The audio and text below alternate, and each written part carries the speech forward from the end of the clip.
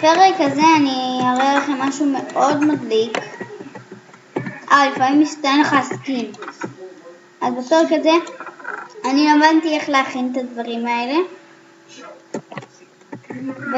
ומה עוד משהו מגניב. רואים? כל הסוגים שאני יכול, אני לא רוצה לעשות האקים, אז אני עשיתי את זה ככה. אז יש כאן גם, יש כאן זה. את זה ואת זה. ועוד משהו מגניב. אפשר לשים כאן ראשים, נגיד. אתה מחליט.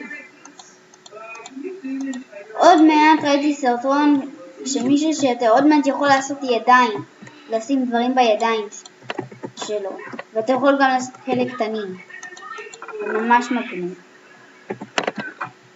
טוב, אז זה כאילו סוג של מיני סרטון כדי לומר לכם מה לעשות. אני עכשיו אראה לכם איך בונים את זה. צריך 2 מקלות ו4 כאלה.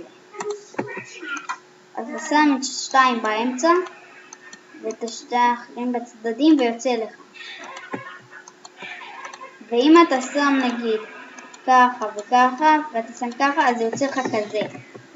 מי שלא יודע מה זה, זה סוג של גדר פותחת. נגיד אני שם את זה כאן, שם את זה כאן וזה פותח. מאוד מגניב. טוב, יאללה ביי.